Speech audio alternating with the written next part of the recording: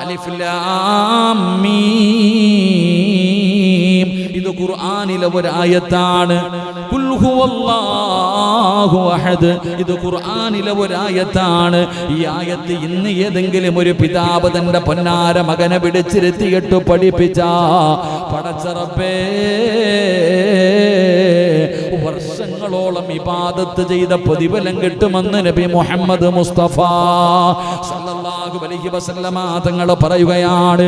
പരിശുദ്ധമായ ഖുർആനിലെ ഒറ്റ ഒരായത്ത് ഏതെങ്കിലും ഒരു പിതാവ് തന്റെ പൊന്നാര മകന് കണ്ടോതാൻ പഠിപ്പിച്ച പടച്ചവനെ ഒരുപാട് കാലം അല്ലാഹുവേ ഇബാദത്ത് ചെയ്ത പ്രതിഫലം കൊടുക്കുകയാണ്.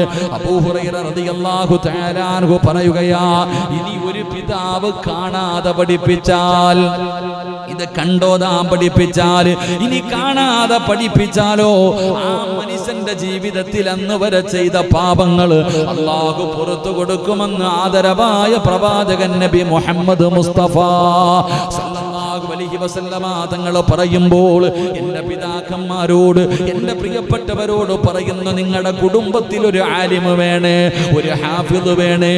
പടച്ചവനെ എന്തിനു വേണ്ടിയാണ് നിന്റെ മയ്യത്ത് കുളിപ്പിക്കാൻ? നീ മരിച്ചു കിടക്കുന്ന സമയത്ത് നിന്റെ ചാരത്ത് വന്നിരുന്ന് യാസീനോദി ദുആ ചെയ്യാ. പടച്ചവനെ നിന്റെ ഖബറിന്റെ ചാരത്ത് പള്ളിപ്പറമ്പിലെ ഖബറിന്റെ അകത്ത് ഇറക്കി വെക്കുമ്പോ എല്ലാവരും ഖബറിന്റെ ചാരത്ത് നിന്ന് പിരിഞ്ഞു പോകുമ്പോൾ ഞാൻ വരില്ലെന്ന് പറഞ്ഞുകൊണ്ട് പള്ളിപ്പറമ്പിലെ ഖബറിന്റെ ചാരത്ത് വാപ്പയുടെ തലഭാഗത്തിരുന്നിട്ട് അല്ലാഹുവേ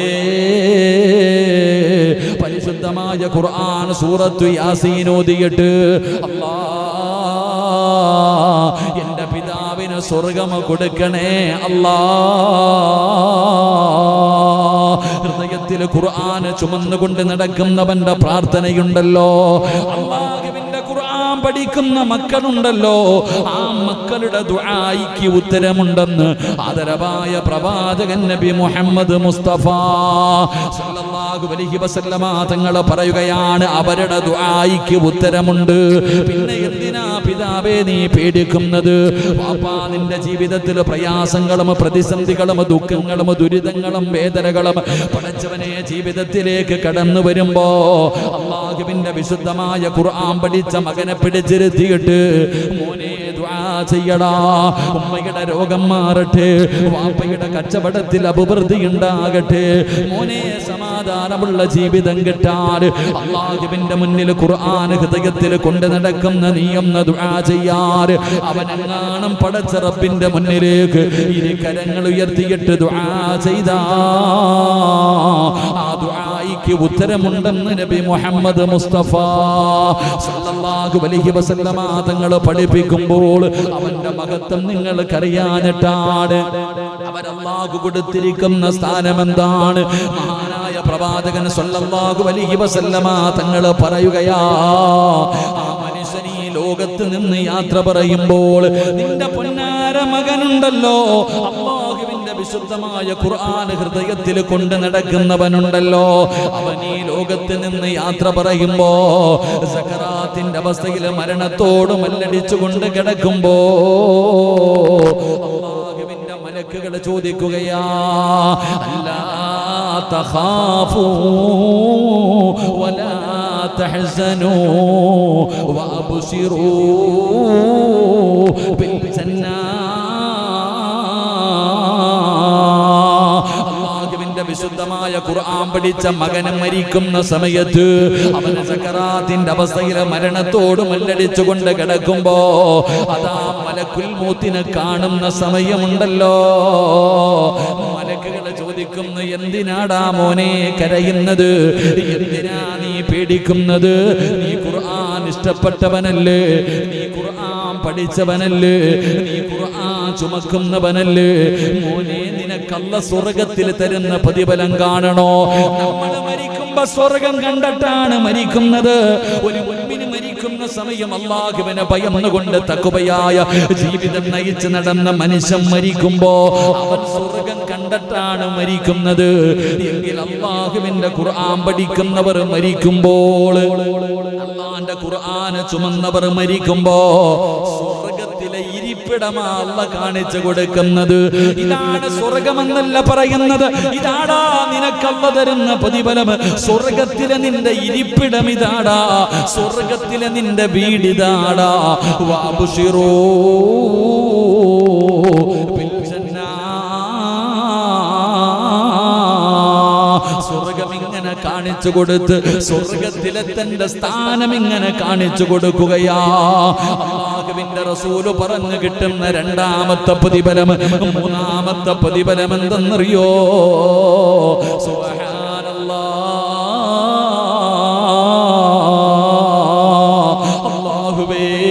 അല്ലാഹുവേ, എത്ര വലിയ പ്രതിഫലമെന്നറിയുമോ?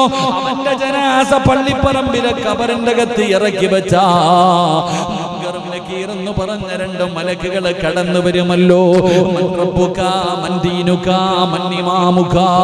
എന്ന് പറഞ്ഞുകൊണ്ട് ഖബറിന്റെ അകത്തും മലക്കുകൾ കടന്നു വന്ന് ചോദ്യം ചോദിക്കുമെന്നാണ്. എങ്കിൽ അല്ലാഹുവിന്റെ റസൂല് പറയുകയാ, അവന് ഖബറിന്റെ അകത്ത് ചോദ്യമില്ല, അവന് ഖബറിന്റെ അകത്ത് ചോദ്യമില്ല. കാരണം അവൻ അല്ലാഹുവിന്റെ കുടുംബക്കാരനാ. അല്ലാഹുവേ പടച്ചവനെ, അവൻ സാധാരണ ഒരു വ്യക്തിയല്ല, അല്ലാഹുവിന്റെ ഖുർആൻ പഠിച്ചവനാണ്, ആ ഖുർആനിനെ ഹൃദയത്തിൽ ചുമന്നവനാണ്. പള്ളിപ്പറമ്പിലെ ഖബറിന്റെ അകത്ത് മലക്കുകൾ വരുമ്പോ അതാ ഖുർആൻ പറയുന്നു, എന്നോട് ചോദിക്ക്. അവൻ ഉറങ്ങട്ടെ, അവൻ എന്റെ കൂട്ടുകാരനാണ്, അവൻ എന്നെ സ്നേഹിച്ചവനാണ്, അവൻ എന്നെ ചുമന്നവനാണ്, അവൻ എന്നെ ബഹുമാനിച്ചവനാണ്. അതുകൊണ്ട് അവനോട് ചോദിക്കരുത്, എന്നോട് ചോദിക്ക്, ഞാൻ പറയാമെന്ന് പറഞ്ഞ് പള്ളിപ്പറമ്പിലെ ഖബറിന്റെ അകത്ത് വെച്ച് മലക്കുകൾ അവിടെ നിന്ന് പടച്ചവനെ ആ ഖുർആൻ അവന്റെ ചോദ്യങ്ങൾക്ക് മറുപടി പറയുകയാ. എന്റെ പ്രിയമുള്ളവരെ, പായിപ്പാട് പള്ളിയുടെ ഖബർസാനിൽ പള്ളി വെക്കാൻ നേരത്തിവിടുന്ന ഒരുപാട് ഖബറിന്റെ അകത്ത് നിന്ന് എല്ലും കഷ്ടം കിട്ടിയല്ലോ. ഒരുപാട് ഖബറുകൾ ഇന്ന് ഈ പള്ളി നിൽക്കുന്നത് ഖബറിന്റെ മുകളിലാണല്ലോ. പായിപ്പാട് പള്ളിയിലെ ഖബർസാനിൽ എവിടെയെങ്കിലും അല്ലാഹുവിന്റെ ഖുർആൻ പഠിച്ച ഒരു ഹാഫിദ് കിടക്കുന്നുണ്ടെങ്കിൽ, പൊന്നുപോലെ പ്രിയപ്പെട്ട സഹോദരാ, എത്ര കൊല്ലം കഴിഞ്ഞാലും നിങ്ങൾ പോയിട്ടൊന്ന് നോക്ക്, ഈ പായിപ്പാട് പള്ളിയുടെ ഖബർസാനിൽ ഒരു ഹാഫിദ് മരിച്ചത് ഓർമ്മയുണ്ടെങ്കിൽ ആ ഹാഫിദിന്റെ ഖബർ എവിടെയാണെന്ന് തെരഞ്ഞു നോക്കിയിട്ട് നാളെ നിങ്ങൾ ചെന്നിട്ട് ആ ഖബറൊന്ന് മാന്തി നോക്ക്. സുബ്ഹാനല്ലാഹ്, വെച്ചതുപോലെ കിടക്കും സഹോദരാ. അവന്റെ ഖബറിന്റെ അകത്ത് അവന്റെ ശരീരം മണ്ണ് തിന്നൂല. അല്ലാഹുവിന്റെ ഖുർആൻ പഠിച്ചവന് മണ്ണ് തിന്നില്ല. നിങ്ങൾക്ക് സംശയമുണ്ടെങ്കിൽ, നിങ്ങൾക്കറിയുമെങ്കിൽ നാളെ ചെന്നിട്ട് നിങ്ങൾ മാന്തി നോക്ക്. മുത്തുനബിയാണ് പറഞ്ഞത്, ഖുർആൻ പഠിച്ചവന്റെ ശരീരം മണ്ണ് തൊടില്ല എന്ന് നബി മുഹമ്മദ് മുസ്തഫ. അള്ളാന്റെ ഖുർആൻ പഠിച്ചവന്റെ ശരീരം മണ്ണും പുഴുക്കളും തിന്നൂല, അത് അതുപോലെ തന്നെ കിടക്കും. അള്ളാഹു ഈമാൻ തരുമാറാകട്ടെ. നമ്മളൊന്ന് പോയി നോക്കിക്കേ, ഈ അടുത്തൊക്കെ അടക്കിയ ഖബറിന്റെ പലക ഇടിഞ്ഞിട്ട് കിടപ്പുണ്ട്, കാല് കാണാൻ തല കാണാൻ പലതും പള്ളിക്കാട്ടിൽ. എന്നാൽ ഖുർആൻ അതാണ്, ഖുർആൻ തൊടില്ല, മണ്ണ് തിന്നൂല, പുഴുക്കൾ തിന്നൂല, അതുപോലെ തന്നെ കിടന്നുറങ്ങും. അള്ളാഹു നമുക്ക് ഈമാൻ തരുമാറാകട്ടെ, അള്ളാഹു നമുക്ക് ഈമാൻ തരുമാറാകട്ടെ. നാളെ പടച്ച റബ്ബിന്റെ പരലോകത്തേക്ക് ഖബറിന്റെ അകത്ത് നിന്ന് എഴുന്നേക്കുമ്പോ തലയിലിരിക്കണ മുടി തട്ടിക്കളഞ്ഞിട്ട് ചോദിക്കും, ആരാപ്പ എന്നെ വിളിച്ചേ? ഉറക്കത്തിൽ നിന്ന് രാവിലെ കല്യാണം കഴിഞ്ഞ് ഫസ്റ്റ് നൈറ്റിൽ കടന്നുറങ്ങിയിട്ട് പുതിയാപ്പള ഉറക്കത്തിൽ നിന്ന് എഴുന്നേക്കണ പോലെ ഈ ഖുർആൻ പഠിച്ച മകന് പായിപ്പാട് പള്ളിയുടെ ഖബർസാനിൽ നിന്ന് എഴുന്നേറ്റിട്ട് ചോദിക്ക, ആരാ വിളിച്ചുണർത്തിയേ? അല്ലാഹു ആയിരം പടച്ചവനെ നാലിച്ചു വെക്ക്. നമ്മളുടെ അവസ്ഥയൊന്ന് ആലിക്ക്, നമ്മളെങ്ങനെ എഴുന്നേക്കാം? ഇവിടെ നിന്ന് ഓരോ മനുഷ്യനും എഴുന്നേക്കുന്ന രംഗം നിങ്ങളൊന്ന് ചിന്തിക്ക്. ഖുർആൻ പഠിച്ചവൻ എഴുന്നേറ്റിട്ട് ചോദിക്കുന്നു, ആരാ വിളിച്ചുണർത്തിയത്? അല്ലാ പടച്ചവൻ, ഇത് ആരാപ്പ നിക്കണേ? ഖബറിന്റെ അകത്ത് നിന്ന് എഴുന്നേറ്റ് നോക്കുക, ആരാ നിക്കണ? ഒരാള് സുന്ദരനായി സുമുഖനായിട്ട് ഇങ്ങനെ നിക്കാ. എടാ ചങ്ങാതി എഴുന്നേക്ക്, നമുക്ക് പോകാം. മശ്റയാ, ഇന്ന് മശ്റയാ, അല്ലാഹുവാണ് വിളിച്ചിരിക്കുന്നത്. എഴുന്നേക്ക്. നീ ആരാടാ ചങ്ങാതി എന്നെ വിളിക്കാൻ? നീ ആരാ? എന്നെ ഞാൻ കണ്ടിട്ടൊന്നും ഇല്ലല്ലോ, നമ്മൾ തമ്മിൽ പരിചയമൊന്നും ഇല്ലല്ലോ. എടാ മോനെ, നീ ചുമന്നോണ്ട് നടന്ന ഖുർആനാടാ ഞാൻ. ഞാനാണ് പരിശുദ്ധമായ ഖുർആൻ.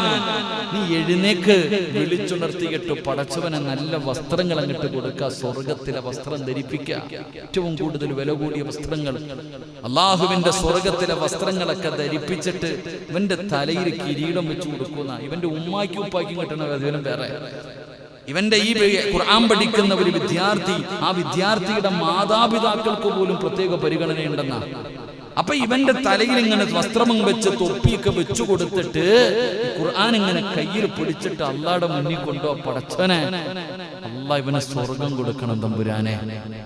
അള്ളാടെ മുന്നില് ഞാനും നിങ്ങളും പടച്ച റബ്ബിന്റെ മുന്നിൽ നിന്നിട്ട് ഉരുക, ഉടുതുണിയുണ്ടോ? സുബ്ഹാനല്ലാഹ്. ഉമ്മ പ്രസവിച്ചിട്ടതുപോലെ നമ്മളൊക്കെ നിൽക്കുന്നത് നാളെ പടച്ച റബ്ബിന്റെ കോടതിയിൽ ഉടുതുണിയില്ലാതെ ചേലാകർമ്മം പോലും ചെയ്യേണ്ട അവസ്ഥയിലാണ് നമ്മൾ നിൽക്കുന്നത്. നാളെ ഇങ്ങനെ നിൽക്കുന്ന ദിവസം അള്ളാടെ മുന്നിൽ നിന്ന് വിറയ്ക്ക ഒരാൾ പോലും തല ഉയർത്തില്ല എന്നാണ് ഹദീസിന്റെ കിതാബുകൾ പറയുന്നു. മുഖം പോലും ഉയർത്താൻ പേടിച്ചിട്ട് അത്രയും ഭയാനകമായ ദിവസം. നഫ്സി നഫ്സി, പ്രവാചകന്മാര് പോലും കരയണമെങ്കിൽ ആ ദിവസം ചിന്തിക്കുക. അള്ളാഹുവിന്റെ പ്രവാചകന്മാര് പോലും സ്വന്തം കാര്യം ഓർത്തിട്ട് കരയ.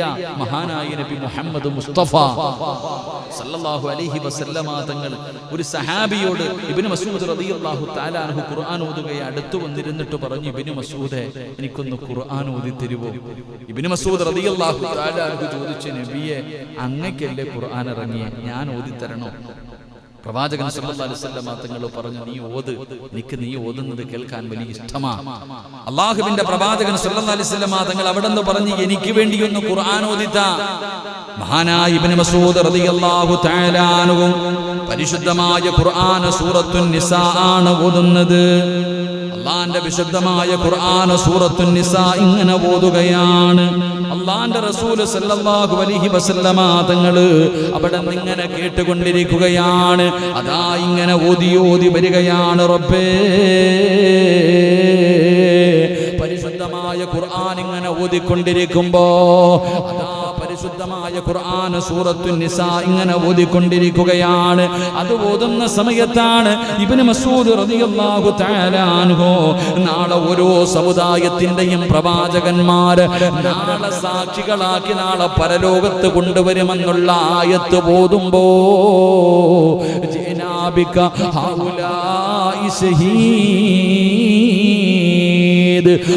ആയത്തെന്ന് ഓതുമ്പോ അല്ലാഹുവിന്റെ റസൂല് പറയുന്നു, ഇബ്നു മസ്ഊദ് ഇനി ഓതല്ലേ, ഇനി കേൾക്കാനുള്ള ധൈര്യമില്ല, ഇനി ഓതരുത് ഖുർആൻ, മതി മതി നിർത്ത്, ഇത് കേൾക്കാനുള്ള ശക്തി എനിക്കില്ല. അല്ലാഹുവേ, ഇബ്നു മസ്ഊദ് റളിയല്ലാഹു തആല അൻഹു പറയുകയാ, ഞാൻ തിരിഞ്ഞു നോക്കിയപ്പോൾ റസൂലുള്ളാഹിയുടെ താടി രൂപത്തിലൂടെ കണ്ണുനീര് ഒഴുകുകയാണ്. ഏതായത്താ ഓതിയത്? ഈ ഉമ്മത്തിന്റെ സാക്ഷിയായിട്ട് നാളെ പരലോകത്ത് മുത്തുനബിയെ കൊണ്ടുവരും. ഓരോ പ്രവാചകന്മാരെയും അവരുടെ അനുയായികൾക്ക് സാക്ഷിയായിട്ട് കൊണ്ടുവരുമെന്നുള്ള ഖുർആൻ ആയത്ത് കേട്ടപ്പോ അല്ലാഹുവിന്റെ പ്രവാചകൻ പോലും കരഞ്ഞു പോയെന്ന് ചരിത്രം പറയുമ്പോ ആ പരലോകത്താണ് ഞാനും നിങ്ങളും നിൽക്കുമ്പോ ഖബറിന്റെ അകത്ത് നിന്ന് നിന്റെ പൊന്നാര മകനെയോ മകളെയോ അല്ലാഹുവിന്റെ വിശുദ്ധമായ ഖുർആൻ പിടിച്ചു കൊണ്ടുവരികയാ. എന്നിട്ട് പറയുന്നു, നാഥാ, പടച്ചവനെ, എത്രയോ ആൾക്കാർ ഖുർആൻ പഠിക്കാതെ ഖുർആൻ ഓതാതെ ഒന്ന് തുറന്നു പോലും നോക്കാതെ എന്റെ മുകളിൽ ഇരുന്ന പൊടി പോലും ഒന്ന് തുടച്ച് കളയാതെ എത്രയോ പേര് എന്നെ ബഹുമാനിക്കാതിരുന്നപ്പോ അല്ലാഹുവേ, ഇവൻ എന്നെ ബഹുമാനിച്ചവനാണല്ലാ, ഇവൻ ഹൃദയത്തിൽ ചുമന്നവനാണല്ലാ. അതുകൊണ്ട് റബ്ബേ, ഇവന് നീ സ്വർഗം കൊടുക്കണേ അല്ലാ. നാളെ വിചാരണയില്ല, നിന്റെ പൊന്നുമോന് നാളെ ഹിസാബില്ല, നാളെ പടച്ചവൻ അവനോട് ചോദിക്കില്ല, നാളെ അവനെ വിചാരണ ചെയ്യില്ല. അല്ലാഹു പറയും, അതാടാ സ്വർഗം, നിനക്കിഷ്ടമുള്ള വാതിലിലൂടെ കേറിപ്പോക്കോ. നാളെ അവനോട് പറയുകയാ, ഈ കാണുന്ന സ്വർഗത്തിന്റെ ഏത് കവാടത്തിലൂടെ വേണമെങ്കിലും കടന്നു പോക്കോ. അല്ലാഹുവേ, നിന്റെ എന്റെ പൊന്നാര മകൻ സ്വർഗത്തിലേക്ക് കടന്നു പോവുകയാ. അവന് സ്വർഗത്തിന്റെ മുന്നിലെത്തുമ്പോ, അവൻ സ്വർഗത്തിലേക്ക് പോകുമ്പോ അവന്റെ കുടുംബക്കാര് കടന്ന് യാചിക്കുകയാ. അവന്റെ കുടുംബക്കാരിൽ പലരും നരകത്തിലേക്ക് മലക്കുകൾ കൊണ്ടുപോവുകയാണ്. അവർ പലരും നരകത്തിന്റെ അവകാശികളാണ്. ഇവൻ പതാ സ്വർഗത്തിന്റെ മുന്നിൽ പോയിട്ട് അല്ലാഹുവിന്റെ മുന്നിലേക്ക് കരഞ്ഞുകൊണ്ട് തിരിച്ചു വരികയാ. അല്ലാഹുവിന്റെ മുന്നിലേക്ക് കരഞ്ഞുകൊണ്ട് തിരിച്ചു വരികയാ. അല്ലാഹു ചോദിക്കുന്നു, നിനക്ക് ഞാൻ സ്വർഗം തന്നില്ലേ? എന്തിനാ മോനെ കരയുന്നത്? നിന്നോട് സ്വർഗത്തിന് പോകാൻ പറഞ്ഞിരിക്കുകയല്ലേ? എന്തിനാ പൊന്നുമോനെ നീ കരയുന്നത്? അല്ലാഹുവേ, എന്റെ ഉമ്മയും എന്റെ ഉപ്പയും എന്റെ കൂടപ്പറപ്പും എന്റെ കുടുംബക്കാര് ഇവരൊക്കെ നരകത്തിൽ പോകുമ്പോ എനിക്ക് മാത്രം എന്തിനാ പടച്ചവനെ സ്വർഗം? എന്റെ ഈ കുടുംബക്കാര് മുഴുവനും നരകത്തിലാണല്ലോ. എന്റെ മാതാപിതാക്കൾ, എന്റെ കുടുംബക്കാര് പലരും നരകത്തിന്റെ അവകാശികളുടെ കൂട്ടത്തിൽ കിടക്കുകയാ. ആ സമയത്ത് ഞാൻ മാത്രം എങ്ങനെയാ പടച്ചവനെ സ്വർഗത്തിൽ പോകുന്നത്? അവരെ കൂടെ രക്ഷപ്പെടുത്തണേ അല്ലാ. നാളെ പടച്ച റബ്ബിന്റെ പരലോകത്ത് വെച്ച് പറയുമ്പോ അല്ലാഹുവിന്റെ റസൂൽ അവിടെന്ന് പറയുകയാ, അല്ല പറയുന്ന പോകടാ, ഖുർആൻ പഠിച്ചവനെ പോകടാ. ആ കിടക്കുന്നവരിൽ ഇഷ്ടമുള്ള 40 പേരുടെ കയ്യിൽ പിടിച്ചോ. അല്ലാഹു നമുക്ക് ഈമാൻ തരുമാറാകട്ടെ. അല്ല പറയും, ആ കിടക്കണ ആര് വേണമെങ്കിലും എടുത്ത കുടുംബക്കാരല്ല, ഈ കിടക്കണ 40 പേരിൽ ആരെ വേണമെങ്കിലും പിടിച്ചോ, പോയിട്ട് കയ്യെ പിടിച്ചിട്ട് കൊണ്ടുപോകടാ സ്വർഗത്തിലേക്ക്. അള്ളാഹു അവസരം കൊടുക്കുമെന്ന് മുത്തുനബി മുഹമ്മദ് മുസ്തഫ. അപ്പോഴതിന്റെ വിലയേറിയ അതാ ഖുർആൻ. അതാണ് ഖുർആൻ. നാളെ പടച്ച റബ്ബിന്റെ പരലോകത്ത് വെച്ചിട്ട് 40 പേരുടെ കൈ പിടിക്കാം. ഒരെണ്ണം പോരെ എത്താ വീട്ടില്? ഇവിടെ വീട്ടിൽ ഒരെണ്ണം പോരെ രക്ഷപ്പെടാൻ? അൽഹംദുലില്ലാ. അല്ലാഹുവേ, ഞങ്ങളുടെ കത്ത എത്ര പുണ്യം ചെയ്തിട്ടുണ്ടാകും. അള്ളാഹു അദ്ദേഹത്തിന്റെ ഖബറിടം വിശാലമാക്കി കൊടുക്കുമാറാകട്ടെ. പലരും നമ്മളോടൊക്കെ പറയാറുണ്ട്, സിറാജ് ഉസ്താദേ, നിങ്ങളുടെ വാപ്പൊക്കെ രക്ഷപ്പെട്ടല്ലോ, ഒരുപാടെണ്ണം ഉണ്ടല്ലോ, 3-4 ഹാഫിദീങ്ങൾ വീട്ടിലുണ്ട്, അവരൊക്കെ കൊണ്ടുപോയി കഴിഞ്ഞാൽ പിന്നെ നിങ്ങൾക്ക് കൊണ്ടുപോകാൻ ആളെ കാണത്തില്ലല്ലോ. നമ്മളോട് പലരും ചോദിക്കാം. അള്ളാഹു നമുക്ക് ആരെയും കൊണ്ടുപോകണ്ട, നമുക്കെങ്കിലും പോയാൽ മതി. അള്ളാഹു രക്ഷപ്പെടുത്തുമാറാകട്ടെ. അള്ളാഹു രക്ഷപ്പെടുത്തുമാറാകട്ടെ. എൻ്റെ പ്രിയപ്പെട്ട സഹോദരങ്ങളെ, നാളെ 40 പേരെ കൊണ്ടുപോകാൻ അവസാനം സ്വർഗത്തിന്റെ മുന്നിലെത്തുമ്പോ മലക്ക് പറയുവത്രേ, ഓതടാ ഖുർആൻ. സ്വർഗത്തിലേക്ക് കയറി കഴിയുമ്പോ മലക്കുകൾ പറയും ഓതാൻ. ഓരോ ആയത്ത് ഓതുമ്പോഴും ഇവന്റെ സ്ഥാനം ഇങ്ങനെ ഉയരുകയാണ്. പടച്ചവനെ പിന്നെ പിടിച്ചാൽ കിട്ടൂല. ഖുർആനിന്റെ അവസാനത്തെ മിനൽ ജിന്നത്തി വന്നാസ് എന്ന് ഓതുമ്പോ ഓൻ എവിടെ ആയിരിക്കും എന്ന് ചിന്തിച്ചു വയ്ക്കേ. അള്ളാന്റെ പരിശുദ്ധമായ ഖുർആനിലെ 114 അധ്യായങ്ങൾ, 6000-ൽ പരം വരുന്ന ആയത്തുകൾ ഇത് ഓതി കഴിയുമ്പോ എവിടെ എത്തി നിൽക്കണ പടച്ചവനെ? നാളെ സ്വർഗവാസികൾ ചോദിക്കോത്രേ, ഈ ഊഞ്ഞാലിന്റെ മുകളിൽ ഇരുന്ന ആടിന് ഈ കുട്ടിക്ക് ഈ പ്രതിഫലം കിട്ടാൻ കാരണം എന്താണ്? ആ ഇരിക്കണ മക്കൾ ആരാ? അവർക്ക് ഈ പ്രതിഫലം എങ്ങനെയാ കിട്ടിയ? അപ്പൊ പറയത്രേ, അഹ്ലുൽ ഖുർആൻ, അവർ ഖുർആനിന്റെ ആൾക്കാരാ, അവർ അള്ളാന്റെ പരിശുദ്ധമായ ഖുർആൻ പഠിച്ചവരാ, അവർക്ക് അള്ള കൊടുത്തിരിക്കുന്ന പ്രതിഫലം ഇതാണെന്ന് പറഞ്ഞു കൊടുക്കും. അപ്പൊ നമ്മുടെ എഞ്ചിനീയറായ മോൻ എവിടെ ആയിരിക്കും? നമ്മുടെ ഡോക്ടറായ മകൾ എവിടെയായിരിക്കും? അള്ളാഹു ദുനിയാവിലും ആഖിറത്തിലും ഉപകരിക്കുന്ന വിഭാഗത്തിൽ പെടുത്തുമാറാകട്ടെ. അള്ളാഹു നമ്മുടെ മക്കളെ നാളെ നമ്മളെ സ്വർഗത്തിൽ കൊണ്ടുപോകുന്ന മക്കളായി അള്ളാഹു സ്വീകരിക്കുമാറാകട്ടെ. അപ്പൊ ഞാൻ പറഞ്ഞു വന്നത്, അള്ളാഹുവിന്റെ ഖുർആൻ പഠിച്ചവർ അവരാദരിക്കുന്നത് ആരാദരിക്കുന്നത് പോലെ ഒന്ന് പറ, അള്ളാഹ് ആദരിക്കുന്നത് പോലെ. താടിയും തഴമ്പിലൊന്നും നോക്കരുത്, ചെറുതോ വലുതോ എന്ന് നോക്കരുത്. അവനോട് പറയണം, മോനെ ദുആ ചെയ്. അവനോട് പറയണം, എനിക്ക് വേണ്ടി ദുആ ചെയ്. ആ കുട്ടിയുടെ ദുആയ്ക്ക് ഉത്തരമുണ്ട്. അള്ളാഹു നമ്മുടെ കുടുംബത്തിൽ ഒരു ഹാഫിദിനെ നൽകി അനുഗ്രഹിക്കുമാറാകട്ടെ. അള്ളാഹു നൽകി അനുഗ്രഹിക്കുമാറാകട്ടെ. 3-ാമത്തെ വിഭാഗം നീതിമാനായ ഭരണാധികാരി. നീതിമാനായ ഭരണാധികാരിയെ ആദരിക്കുന്നത് അള്ളാനെ ആദരിക്കുന്നത് പോലെയാണെന്ന് നബിയിന റസൂലുള്ളാഹി. അങ്ങനെ ഒരു ചങ്ങാതിയെ കാണണമെങ്കിൽ മഷീട്ട് നോക്കിയാൽ പോലും പറ്റൂല. നീതിമാനായ ഒരു ഭരണാധികാരിയെ ആദരിക്കണമെന്ന് അങ്ങനെ ഒരു ചങ്ങാതി കാണാൻ പറ്റുമോ? നമുക്ക് പറ്റുമോ? ഇല്ല. അതാണ് അവസ്ഥ. ഇന്നത്തെ അവസ്ഥ വെച്ച് നോക്കുമ്പോൾ അങ്ങനെയുള്ള ഒരാളെ നമുക്ക് കാണാൻ പറ്റൂല. ഭരണാധികാരി എന്ന് പറയുമ്പോൾ, നീതിമാനായ ഭരണാധികാരി എന്ന് പറഞ്ഞ ഇന്ത്യയുടെ പ്രധാനമന്ത്രി മാത്രമല്ല കേട്ടാ, നിങ്ങളും ഒരു ഭരണാധികാരിയാ. പായിപ്പാട് മുസ്ലിം ജമാഅത്തിന്റെ ഓരോ മനുഷ്യനും ഞാനൊരു ഭരണാധികാരിയാ. എവിടുത്തെ ഭരണാധികാരി? എൻ്റെ വീടിൻ്റെ ഭരണാധികാരി ഞാനാ. നിങ്ങൾ ഓരോരുത്തരും നിങ്ങളുടെ വീടിൻ്റെ ഭരണാധികാരിയാ. നിങ്ങളാണ് വീട് ഭരിക്കുന്നതില്ലേ, വീട്ടിൻ്റെ കാര്യങ്ങളൊക്കെ. അപ്പോൾ എല്ലാവരും ഇങ്ങനെ വരും. അള്ളാഹു നമുക്കൊക്കെ ഈമാൻ നൽകി അനുഗ്രഹിക്കുമാറാകട്ടെ. എൻ്റെ പ്രിയമുള്ള സഹോദരങ്ങളെ, ഇൻഷാ അല്ലാഹ് നിർത്താറായോപ്പോ 10 മണിയായി. ഞാൻ ഉദ്ദേശിച്ച വിഷയം പറഞ്ഞില്ല. ഈ 3 കാര്യം പറഞ്ഞുകൊണ്ട് അങ്ങോട്ട് കയറിപ്പോയത്. ഇതാണ് ഈ പ്രശ്നം. കാട് കയറി അങ്ങ് പോവാ. അള്ളാഹു കാത്തിരക്ഷിക്കുമാറാകട്ടെ. അപ്പം 3 പേരെ ബഹുമാനിക്കാതിരിക്ക് അള്ളാഹു നമുക്ക് ഈമാൻ നൽകുമാറാകട്ടെ. എൻ്റെ പ്രിയമുള്ള സഹോദരങ്ങളെ, മഹാനായ നബി മുഹമ്മദ് മുസ്തഫ ബോറടിച്ച അൽഹംദുലില്ലാ. അപ്പം നിങ്ങൾ ചിന്തിക്കുക, എൻ്റെ പൊന്നാര സിറാജ് ഉസ്താദ്, ഈ ഹാഫിദീങ്ങൾ മാത്രമേ പോകത്തുള്ളൂ, നമുക്കൊന്നും ഇല്ലേന്ന്. നമ്മൾ ചിന്തിക്കുന്നത് ഹാഫിദീങ്ങളും ആലിമീങ്ങളും മാത്രമേ പോകത്തുള്ളൂ. നിങ്ങൾക്ക് പോകണോ? നിങ്ങൾക്ക് ഒരാളെങ്കിലും കൊണ്ടുപോകാനുള്ളൊരു അവസരമുണ്ട്. നിങ്ങൾ അല്ലാതെ ഒരാളെ കൂടെ സ്വർഗത്തിൽ കൊണ്ടുപോകാനുള്ള അവസരം അള്ളാഹു ഭാഗ്യം തരുമാറാകട്ടെ. ഇപ്പൊ കൂടെ നിങ്ങൾ മാത്രമല്ല, നിങ്ങൾക്ക് 40 പേരൊന്നും കൊണ്ടുപോകാൻ പറ്റൂല, ഒരാളെങ്കിലും കൊണ്ടുപോകാൻ പറ്റും. അതിനുള്ളൊരു വഴി പറഞ്ഞു തരട്ടെ. ഒരരക്കൈ നോക്കിക്കൂടെ? അള്ളാഹ്ക്ക് വലിയ പവറൊന്നും ഇല്ലപ്പാ. അൽഹംദുലില്ലാ, അള്ളാഹു ഭാഗ്യം തരുമാറാകട്ടെ. നിങ്ങൾ ഖുർആനെ സ്നേഹിച്ചാൽ മതി.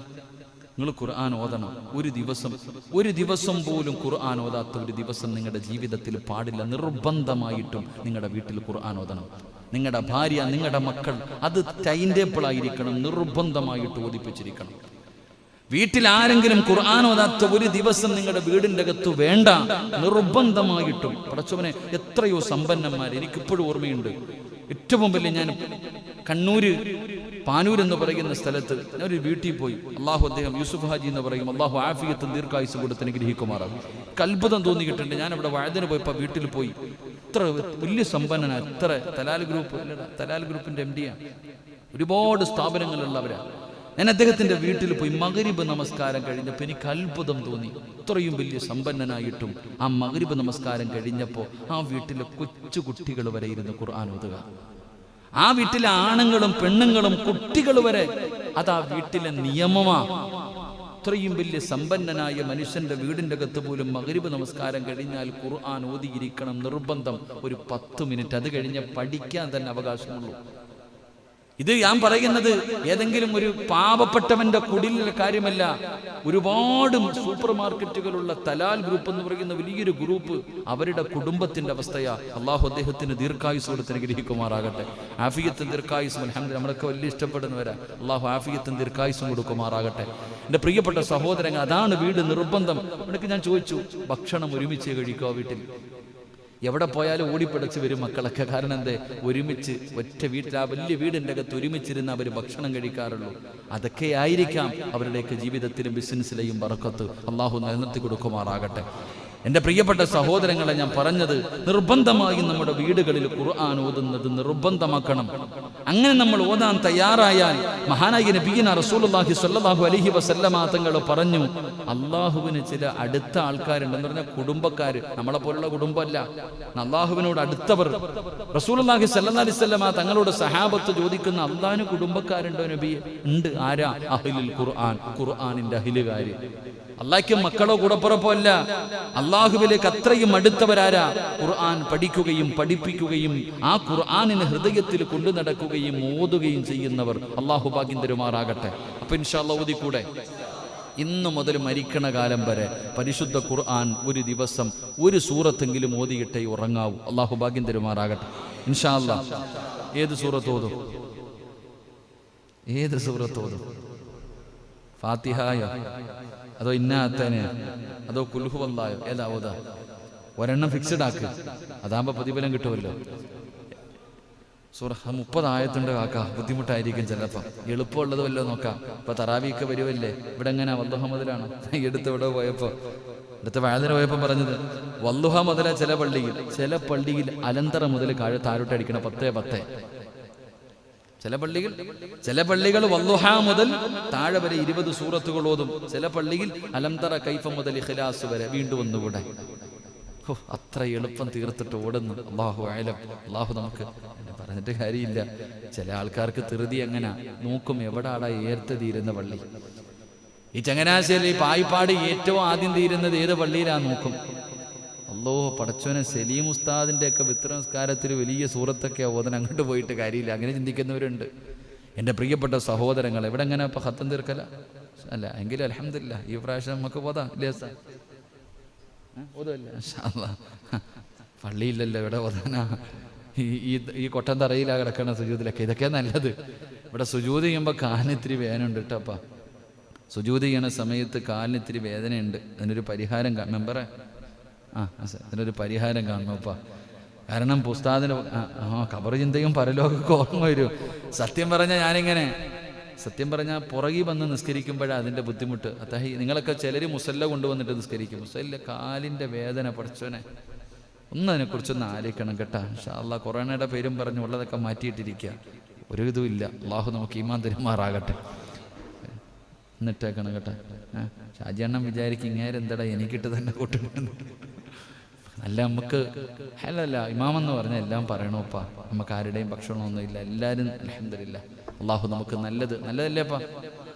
അൽഹംദുലില്ലാ. എന്നിട്ട് ആ സാധനമൊക്കെ വിരിച്ചിട്ട് എല്ലാവരും ഇത് പള്ളി ഇനി പഴയ അവസ്ഥയിലേക്ക് മാറണം. അപ്പം ചോദിക്കും ഉസ്താദെ രോഗികൾ വന്ന് സുജൂദ് ചെയ്താ അതെന്തെങ്കിലും ചെയ്യാം. അതെന്തെങ്കിലും അവിടെ വെച്ചിരിക്കണം. ആ സാനിറ്റൈസ് എടുത്ത് ഇവിടെ മൊത്തം ഒഴിച്ചാൽ മതി. അതിങ്ങനെ വരിക, നിസ്കരിക്കുക, ചെക്കുക, കയറുക, നിസ്കരിക്കുക, കയറുക. എന്താപ്പാ അല്ലേ? തലയെ കൂടെ എടുത്ത് ഒഴിക്കാതെ വലിയ കാര്യം. സത്യത്തിൽ ഇതിൻ്റെയൊക്കെ നിയമങ്ങൾ ഞാനിങ്ങനെ ചിന്തിച്ചു നോക്കി. ഒരാൾ ചോദിച്ചതുപോലെ മസ്തല ചോദിച്ച പോലെ ഇതിനകത്തൊക്കെ ആൽക്കഹോൾ ഉണ്ടെന്നല്ലേ സാർ? വല്ല പോലെ ഒതുവെടുത്ത് ചില ഒതുവെടുത്ത് ഇങ്ങനെയൊക്കെ ഒതുവെടുക്കുമ്പോൾ തന്നെ വല്ലാത്ത കഴിവനെ അത് കഴുകിയെല്ലാം ഇങ്ങോട്ട് കയറിയിട്ട് അത് കുറച്ച് വാരി തേച്ചിട്ട് അടച്ചവനെ ഈ സ്പ്രേ തന്നെ അടിക്കാൻ പാടില്ല എന്ന്. ആൽക്കഹോൾ ഉള്ളത് കാരണം വലിയ വലിയ മഹത്തുക്കളായ പണ്ഡിതന്മാർ കറാഹത്താണെന്ന് പറയുന്നത്. ഞാൻ പറഞ്ഞത് തേക്കണ്ടെന്നല്ല കേട്ടോ, ലറൂറത്തിൻ്റെ ഘട്ടത്തിൽ തേക്കാം, അത് വേറെ വിഷയം. ശരി, അള്ളാഹു നമുക്ക് ഈമാൻ തരുമാറാകട്ടെ. ഈമാൻ തരുമാറാകട്ടെ. ഇപ്പം ഞാൻ ഒരു സൂറത്ത് പറയാം, ഓതുവോ? എളുപ്പമുള്ളതാവട്ടെ. അൽഹംദുലില്ലാ. ഓതൂല്ലേ? ഏത് സൂറത്ത്? സൂറത്തുൽ ഇഖ്ലാസ്. കുഴപ്പമില്ലാത്തല്ലേ? ഖുൽ ഹുവല്ലാഹു അഹദ് അല്ലാഹു സമദ് ലം യലിദ് വലം യൂലദ് വലം യകുൽ ലഹു കുഫുവൻ അഹദ്. എല്ലാവർക്കും അറിയണതല്ലേ? ഇൻഷാ അല്ലാഹ് ഓതിക്കൂടെ? ഇൻഷാ അല്ലാഹ്. അല്ലാഹു ഭാഗ്യം തരുമാറാകട്ടെ. അല്ലാഹ് ഭാഗ്യം തരുമാറാകട്ടെ. ഉറപ്പല്ലേ? ഓതൂല്ലേ? എന്തേ അല്ലാഹ് തരുന്ന പ്രതിഫലം? ഓതിയാൽ അല്ലാഹ് തരുന്ന പ്രതിഫലം എന്താ? ചുമ്മാ എന്നല്ല നീ വിചാരിക്കുക കുൽഹുവല്ലാഹ്. കുൽഹുവല്ലാഹ് അല്ല, അത് ഓതിയ അല്ലാഹ് തരുന്ന പ്രതിഫലം എന്താ? എൻ്റെ പ്രിയപ്പെട്ടവരെ 12 പ്രതിഫലം കിട്ടും സൂറത്തുൽ ഇഖ്ലാസ് ഓതിയ. അല്ലാഹു ഭാഗ്യം തരുമാറാകട്ടെ. എത്ര പ്രതിഫലം? നമ്മൾ വിചാരിക്കും സാധാരണ ഒരു സൂറത്താണെന്നല്ല. ആ സൂറത്തിനെ സ്നേഹിച്ച സ്വർഗമുണ്ട്. ആ സൂറത്തിനെ സ്നേഹിക്കുന്നവന് സ്വർഗമുണ്ട്. മഹാനായ പ്രവാചകൻ നബി മുഹമ്മദ് മുസ്തഫ സല്ലല്ലാഹു അലൈഹി വസല്ലമ തങ്ങളുടെ മുന്നിൽ വന്നിട്ട് ഒരു സഹാബി പറഞ്ഞു, നബി ഒരു യുദ്ധത്തിനെങ്ങാണ്ട പറഞ്ഞു വിട്ടതാ, അമീർ ഇതല്ലാതെ വേറെ ഒന്നും ഓതണില്ല. അമീർ നിസ്കരിക്കുമ്പോ സൂറത്തുൽ ഇഖ്ലാസ് എല്ലാ റക്അത്തിലും ഖുൽ ഹുവല്ലാഹ്. ഇത് കേട്ടിട്ട് സഹാബത്ത് വന്ന് പരാതി പറഞ്ഞു. സല്ലല്ലാഹു അലൈഹി വസല്ലമ തങ്ങൾ വിളിച്ചിട്ട് വെച്ച്, എന്റെ ചങ്ങാതി എനിക്ക് ആ സൂറത്തിന് വലിയ ഇഷ്ടവാ, അള്ളാഹുടെ ഏകത്വത്തെ കുറിച്ച് പറയണതല്ലേ. എല്ലാ സഹാബികളും വിളിച്ചു വഴക്കു പറയുന്നു വിചാരിച്ചു. റസൂലുള്ളാഹി തങ്ങൾ ചോദിച്ചു, നീ എന്റെ ഈ സൂറ? എനിക്ക് ആ സൂറത്ത് ഇഷ്ടമാ നബിയെ, എനിക്ക് ആ സൂറത്ത് വലിയ ഇഷ്ടമാ. കാരണം അള്ളാഹുവിനെ കുറിച്ചല്ലേ പറയണേ. ഖുൽ ഹുവല്ലാഹു അഹദ് അല്ലാഹു സമദ്. അള്ളാഹയെ കുറിച്ച് മാത്രമാ പറയണേ. അതുകൊണ്ട് എനിക്ക് വലിയ ഇഷ്ടം. മുത്തി നബി പറഞ്ഞു, നീ പൊക്കോളാൻ, നിനക്ക് സ്വർഗമുണ്ടെന്ന് നബി മുഹമ്മദ് മുസ്തഫ സല്ലല്ലാഹു അലൈഹി. സഹാബികൾ വിചാരിച്ചത് അത് മാറ്റി അടുത്ത സൂറത്ത് ഓതണമെന്ന് പറയുമെന്ന. പ്രവാചകൻ പറഞ്ഞു, നീ പൊക്കോ. എന്നിട്ട് സഹാബത്തിനോട് പറഞ്ഞു കൊടുത്തു. ആ ചങ്ങായിയോട് പറഞ്ഞില്ല, സഹാബത്തിനോട് പറഞ്ഞു കൊടുത്തു. ആ സഹാബിക്ക് സ്വർഗമുണ്ട്. കാരണം എന്തേ? ആ സൂറത്ത് ഇഷ്ടപ്പെട്ടത് കൊണ്ട്. അതാ സൂറത്തുൽ ഇഖ്ലാസ്. 12 നന്മകളുണ്ടെന്ന. ഓരോന്നും നമുക്ക് പഠിക്കണം. അല്ലാഹു ഭാഗ്യം തരുമാറാകട്ടെ. അല്ലാഹു ഭാഗ്യം തരുമാറാകട്ടെ. അപ്പൊ ഇൻഷാ അല്ലാഹ് ഇന്ന് മുതൽ ഓതൂലേ? അല്ലാഹുവേ പ്രതിഫലം എന്താ? മഹാനായ നബി മുഹമ്മദ് മുസ്തഫ സല്ലല്ലാഹു അലൈഹി വസല്ലമ തങ്ങൾ പറയുകയാണ്, ഈ സൂറത്ത് നിങ്ങൾ ഓതുകയാണെങ്കിൽ അല്ലാഹു നിങ്ങൾക്ക് തരുന്ന പ്രതിഫലം എന്തെന്നറിയുമോ? സൂറത്തുൽ ഇഖ്ലാസ് മാത്രമല്ല, ഏത് സൂറത്ത് ഓതിയാലും അല്ലാഹുവിന്റെ ഖുർആനിനെ സ്നേഹിച്ചതിന്റെ പേരിൽ അല്ലാഹു നിനക്ക് തരുന്ന പ്രതിഫലം എന്തെന്നറിയുമോ? എൻ്റെ പ്രിയമുള്ള സഹോദരാ,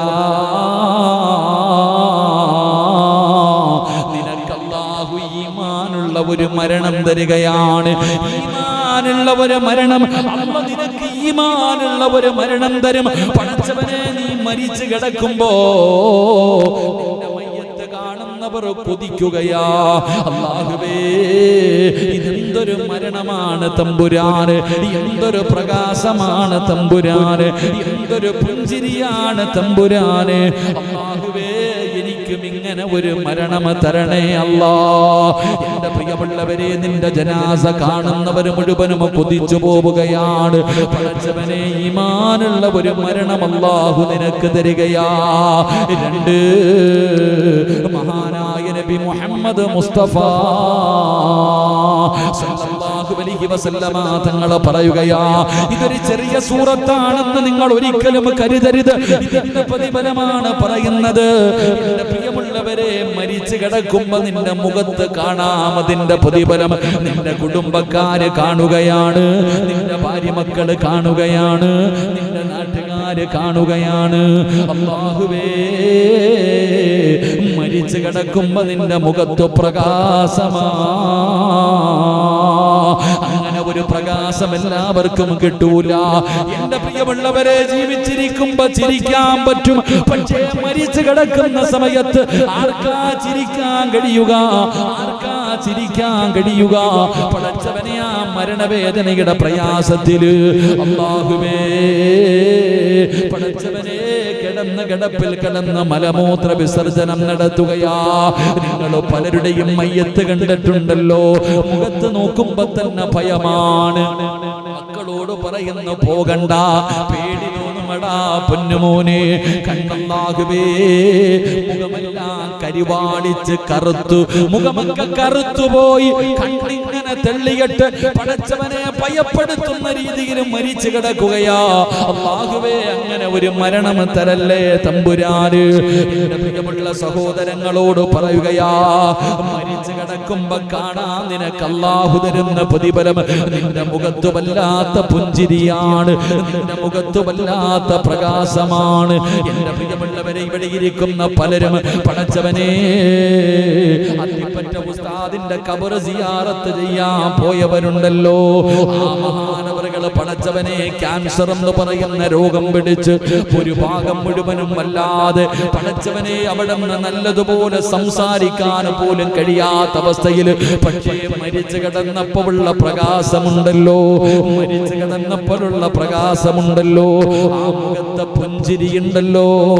പടച്ചവനെ, ഇതുപോലെ എത്രയോ മഹത്തുക്കള്, ഇതുപോലെ എത്രയോ പണ്ഡിതന്മാര് എന്റെ പ്രിയമുള്ളവരെ ഈ നാട്ടിലും നിങ്ങൾ ചിന്തിച്ചാ നിങ്ങൾക്ക് കാണാൻ കഴിയും.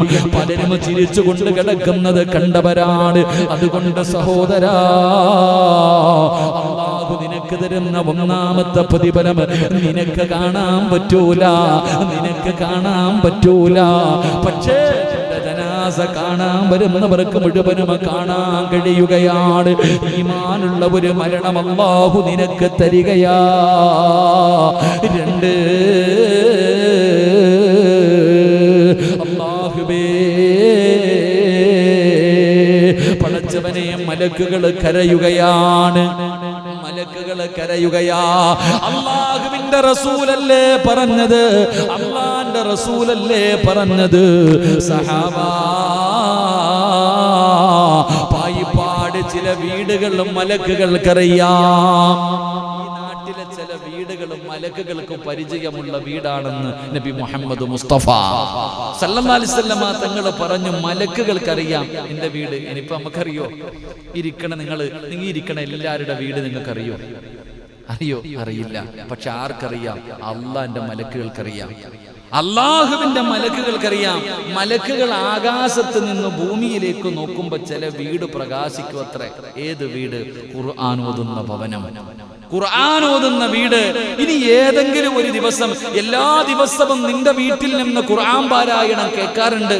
ഒരു ദിവസം കേട്ടില്ലെങ്കിൽ മലക്കുകൾ പറയത്ര, അല്ലാ, ആ സിറാജിന്റെ വീട്ടിൽ നിന്ന് ഖുർആൻ ഓതുന്നത് കേൾക്കണില്ലല്ലോ, അല്ലാ, ആ ചങ്ങാതിക്ക് സുഖമില്ലെന്ന് തോന്നുന്ന പടച്ചവനെ ദുആ ചെയ്യത്രേ. അല്ലാഹുവേ, എന്തെങ്കിലും ഒരു കുഴപ്പമുള്ളത് കൊണ്ടല്ലേ ഖുർആൻ ഓതാത്തത്? പടച്ചവനെ, അല്ലാഹുവേ, നീ പുറത്തു കൊടുക്ക്, ശിഫ കൊടുക്ക്, നീ കരുണ കാണിക്ക് എന്ന് മലക്കുകൾ പോലും ദുആ ചെയ്യുമെന്ന് ആദരവായ പ്രവാചകൻ നബി മുഹമ്മദ് മുസ്തഫ സല്ലല്ലാഹു അലൈഹി വസല്ലം മലക്കുകൾക്ക് പരിചയമുള്ള ചില വീടുകളുണ്ട്. നമുക്കൊരു ദിവസം ഇത് പഠിക്കണം. അള്ളാഹു ഭാഗ്യം തരുമാറാകട്ടെ. പായിപ്പാടുള്ള ചില വീടുകൾ ആർക്കറിയാം? ജിബിരിയിൽ എന്ന മലക്കിന് പോലും അറിയാം. അങ്ങനത്തെ ചില വീടുകളുണ്ട്. അള്ളാഹു ആ കൂട്ടത്തിൽ നമ്മുടെ ഭവനത്തെ ഉൾപ്പെടുത്തി അനുഗ്രഹിക്കുമാറാകട്ടെ. എൻ്റെ പ്രിയമുള്ള സഹോദരങ്ങളെ, നിന്റെ മരണം മലക്കുകൾക്ക് പോലും വേദനയുണ്ടാക്കും. നിന്റെ മരണം മലക്കുകൾക്ക് പോലും വേദനയുണ്ടാക്കും. മൂന്നാമത്തെ പ്രതിഫലം എന്താ? എന്റെ പ്രിയമുള്ള സഹോദരങ്ങളെ, നീ മരിച്ചു കഴിഞ്ഞു, നിന്റെ മയ്യത്ത് കുളിപ്പിച്ചു കഴിഞ്ഞു, നിന്റെ മയ്യത്ത് കഫം പൊതിഞ്ഞു കഴിഞ്ഞു. സുബ്ഹാനല്ലാഹ്, ഈ പള്ളിയിൽ നിന്നും മയ്യത്ത് കട്ടിൽ നിന്റെ വീട്ടിലേക്ക് കൊണ്ടുവരികയാ.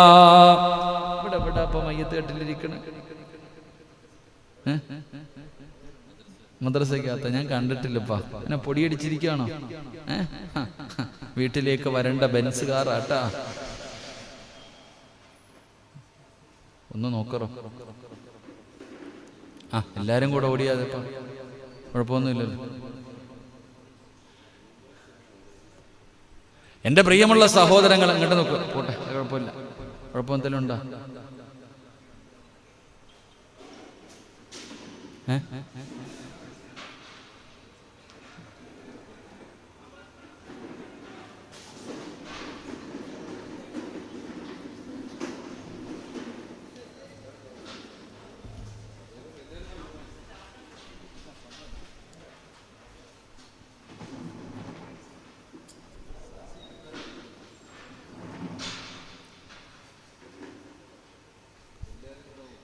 ഇൻഷാ അല്ലാഹ്. എന്തെങ്കിലും കുഴപ്പമുണ്ടോ നോക്ക്. എന്തെങ്കിലും കുഴപ്പമുണ്ടോ? എന്താ പറ്റിയതേക്കാ? ബൈക്ക് മറിഞ്ഞാൽ നോക്ക. പോകുന്നവർ നോക്കുകയാണെങ്കിൽ എല്ലാവരും എഴുന്നേറ്റ് പോയി. ഇൻഷാ അല്ലാഹ് 3 സ്വലാത്ത്. സല്ലല്ലാഹു അലാ മുഹമ്മദ് സല്ലല്ലാഹു അലൈഹി വസല്ലം. സല്ലല്ലാഹു അലാ മുഹമ്മദ് സല്ലല്ലാഹു അലൈഹി വസല്ലം. اللهم صل على محمد يا رب صل عليه وسلم. അല്ലാഹു സ്വീകരിക്കുമാറാകട്ടെ. എന്തൊക്കെ വല്ല കുഴപ്പമുണ്ടോ? എന്താ ബൈക്കാ? ബൈക്കിന് വേണം.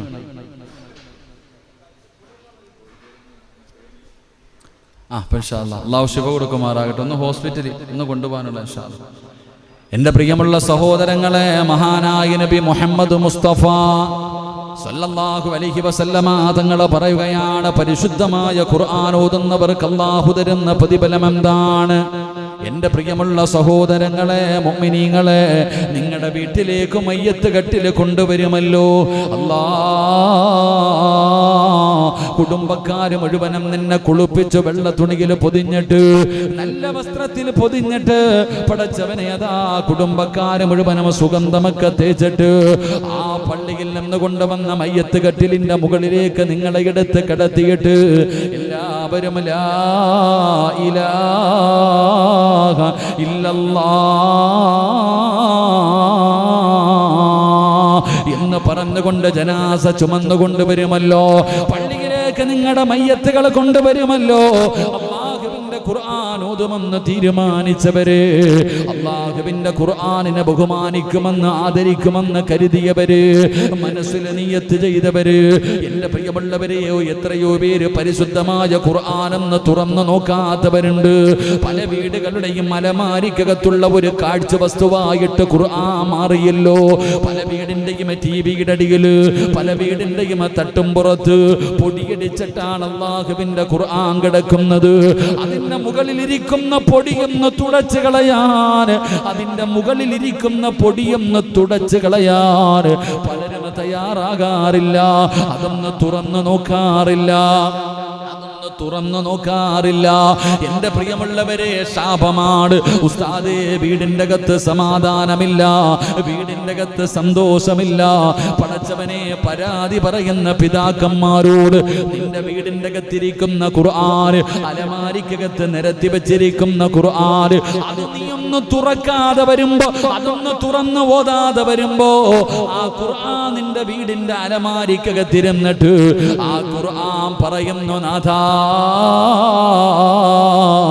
എന്നെ ഒന്ന് തുറന്നു നോക്കുന്നത് പോലുമില്ല അല്ലാ. പടച്ചവനെ, എന്നെ ഓതുന്നില്ല തമ്പുരാന്, എന്നെ പാരായണം ചെയ്യുന്നില്ല തമ്പുരാന്, എന്റെ മുകളിലിരിക്കുന്ന പൊടി പോലും ഇവര് തുടയ്ക്കുന്നില്ല, ഇവരെന്നെ പരിഗണിക്കുന്നത് പോലുമില്ല. ആ ഖുർആൻ നിന്റെ വീടിന്റെ അകത്തിരുന്ന് നിനക്ക് ശാപമാ. ആ ഖുർആൻ നിന്നെ ശപിക്കുകയാണ്. പിന്നെ എങ്ങനെയാണ് നിന്റെ വീടിന്റെ അകത്ത് സമാധാനമുണ്ടാകുന്നത്, സന്തോഷമുണ്ടാകുന്നത്, നിന്റെ വീട്ടിൽ അഭിവൃദ്ധി ഉണ്ടാകുന്നത്, നിന്റെ വീടിന്റെ അകത്ത് ബറക്കത്തുണ്ടാകുന്നത്? അതുകൊണ്ട് എൻ്റെ പ്രിയമുള്ളവരെ, ഖുർആനിനെ ഹൃദയത്തിലേക്ക് ചേർത്ത് പിടിച്ചോ. നിർബന്ധമായിട്ടും പടച്ചവനെ നീ നിന്റെ ഭാര്യയോട്, നിന്റെ മക്കളോട് പറയണം, മഗ്രിബ് നമസ്കാരം കഴിഞ്ഞാൽ ഒരു 5 മിനിറ്റെങ്കിലും ഈ വീടിന്റെ അകത്തിരുന്ന് ഖുർആൻ ഓതണം. അത് നിർബന്ധമാക്കണേ. അല്ലാതെ നീയും നിന്റെ കുടുംബം ഖുർആനിന്റെ ശാപം കിട്ടുന്നവരാകരുത്.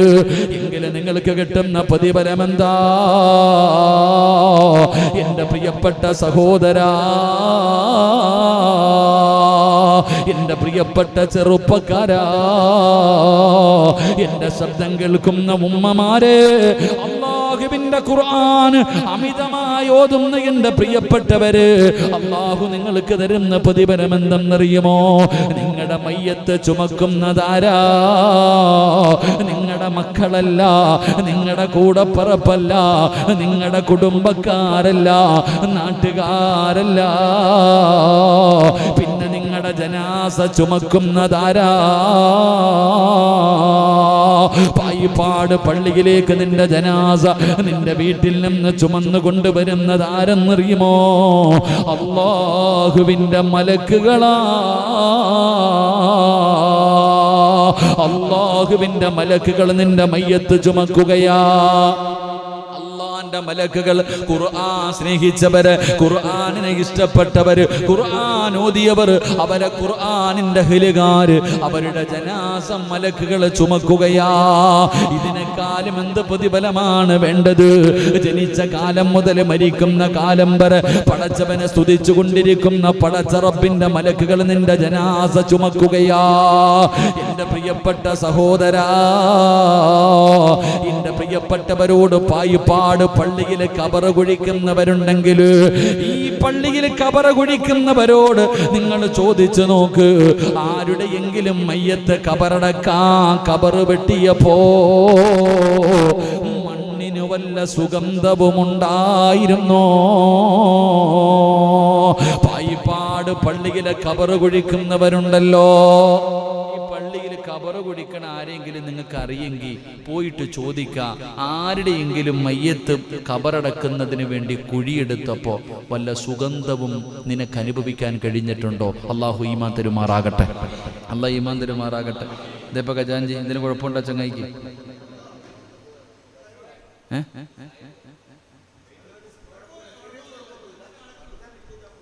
വണ്ടി തട്ടിയിട്ടല്ലേ? അള്ളാഹു ശുഭ കൊടുക്കുമാറാകട്ടെ. ആരാപ്പ ഇതൊക്കെ മനുഷ്യന്മാരുടെ അവസ്ഥ. ഇത്രയേ ഉള്ളൂ ജീവിതത്തിന്റെ വില, ഇത്രയൊക്കെയുള്ളൂ മനുഷ്യന്റെ ആയുസ്. എന്തെല്ലാം മോഹത്തോടു കൂടി പോകുന്നവരാ. അള്ളാഹു അപകടം, നമ്മളൊക്കെ വാഹനങ്ങളിൽ സഞ്ചരിക്കുന്നവരാ. അള്ളാഹു അപകടങ്ങളെ തൊട്ട് കാക്കുമാറാകട്ടെ, അള്ളാഹു അപകടങ്ങളെ തൊട്ട് കാക്കുമാറാകട്ടെ. ജീവിതത്തിൽ ഇത്രയേ ഉള്ളൂ. രാത്രി ഭാര്യയുടെ കൂടെ മക്കളുടെ കൂടെ ഭക്ഷണം കഴിച്ച് കിടന്നുറങ്ങാൻ പോകുന്നവർ, ഇത്രയോ ജീവിതം. ഒരൊറ്റ നിമിഷം കൊണ്ടാണ് എല്ലാം പോകുന്നത്, എല്ലാം ഒറ്റ സെക്കൻഡുകൾ കൊണ്ട്. കഴിഞ്ഞ ആഴ്ചയാണെന്ന് തോന്നുന്നു തിരുവല്ലയിൽ ആക്സിഡന്റ് പറ്റിയത്. ഇതെല്ലാം പ്രതീക്ഷയോടുകൂടി വരുന്നവർ. ആലപ്പുഴ ബൈപ്പാസ് തുറന്നതേ ഉള്ളൂ, എത്ര അപകടം കഴിഞ്ഞിപ്പോ തന്നെ പായുകയാ. വണ്ടികൾ കെട്ടിക്കഴിഞ്ഞാൽ കുട്ടികളൊക്കെ പ്രത്യേകം ശ്രദ്ധിക്കണം. വണ്ടി കിട്ടിയാ പിന്നെ ആക്സിലേറ്റർ കൂട്ടാ 140 100. എന്തെന്നറിയോ? ഗെയിം കളിച്ച് പഠിച്ചു. ചെറിയ കുട്ടികൾ മുഴുവൻ ഇന്ന് ബൈക്ക് എടുത്തു കഴിഞ്ഞാൽ ഒരു സ്പീഡ് കൂടാനുള്ള കാരണം എന്തേ? ഇപ്പൊ ഗെയിമുകൾ അതിങ്ങനെ ഓടിച്ച് പഠിച്ചു അവസാനം ഇപ്പൊ അങ്ങനത്തെ ബൈക്ക്, ഇങ്ങനത്തെ ബൈക്ക്, പിന്നെ കയറിയിരുന്ന് കഴിഞ്ഞാൽ ഫ്ലൈറ്റിൽ ഓടുന്നത് പോലെ. അള്ളാഹു നമ്മുടെ മക്കളെ കാത്തിരക്ഷിക്കുമാറാകട്ടെ, അള്ളാഹു നമ്മുടെ മക്കളെ കാത്തിരക്ഷിക്കുമാറാകട്ടെ. എൻ്റെ പ്രിയമുള്ള സഹോദരങ്ങളെ, ഇവിടെ കബറ് കുഴിക്കുമ്പോൾ നിങ്ങൾ ആരെങ്കിലും കുഴിച്ചിട്ടുണ്ടോ? കബറ് കുഴിച്ചിട്ടുണ്ടോ? അപ്പൊ ആരെങ്കിലും കബറ് കുഴിച്ചിട്ടുണ്ടോ? ഉണ്ടോ? കൈ പൊക്കിക്കേ. കബറ് കുഴിച്ചവൻ ഓടിയിട്ടുണ്ട്. അൽഹംദുലില്ലാ. ആരെങ്കിലും ഒരു മയ്യത്തിന് കബറ് കുഴിച്ചു കൊടുത്താൽ അവനൊരു വീട് വെച്ചു കൊടുക്കുന്ന പോലെ. ഈ പായിപ്പാടൊരു വീട് കെട്ടി എത്ര കൊല്ലം ജീവിക്കും നിങ്ങളൊക്കെ? ഞാനൊരു വീട് പണിതിട്ടുണ്ട്, ഞാൻ എത്ര കാലം ജീവിക്കും? ഞാൻ മരിക്കുന്നതോട് കൂടി തീർന്നു. എന്നാൽ ഞാൻ ഏറ്റവും കൂടുതൽ കിടക്കുന്ന എവിടാ? പള്ളിപ്പറമ്പിൽ. ഇപ്പൊ ഈ പായിപ്പാട് പള്ളിയുടെ ഖബർസ്ഥാനിൽ ഒരു 10, 30, 50 കൊല്ലം മുമ്പ് മരിച്ചവരും കിടപ്പില്ലേ? ഉണ്ടോ? 50 കൊല്ലം. ഇനി എത്ര കൊല്ലം കിടക്കണം?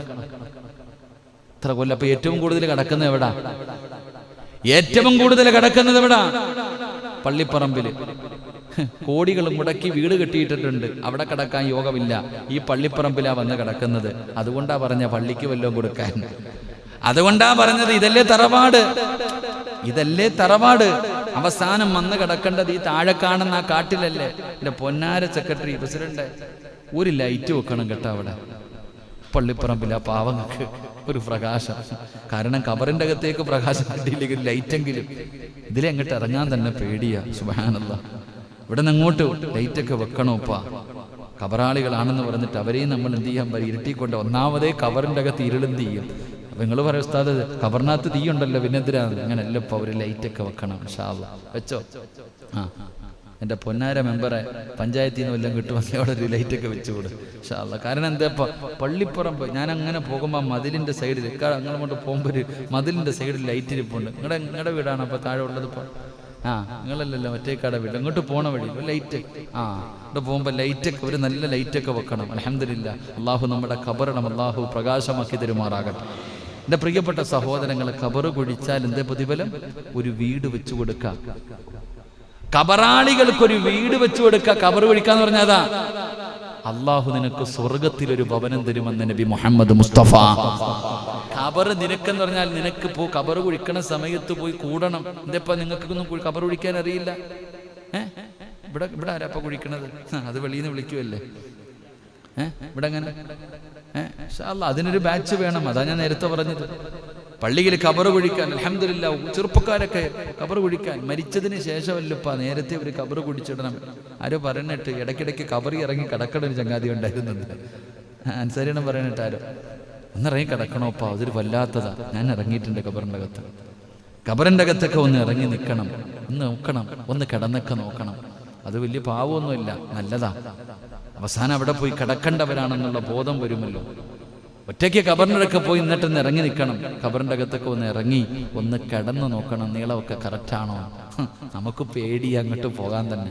ഷൗക്കണ്ണൊക്കെ ഇത്തിരി നീളമുള്ളതുകൊണ്ട് ഇപ്പം ഞങ്ങളൊക്കെ ഇത്തിരി നീളമുള്ളവരാ. ഇത്തിരി ഖബറിന് ഇത്തിരി സാധാരണ പോരാ, ഇത്തിരി നീളത്തിൽ വേണം ഇൻഷാ അല്ലാഹ്. ഷൗക്കണ്ണൻ പേടിച്ചു പോയോ?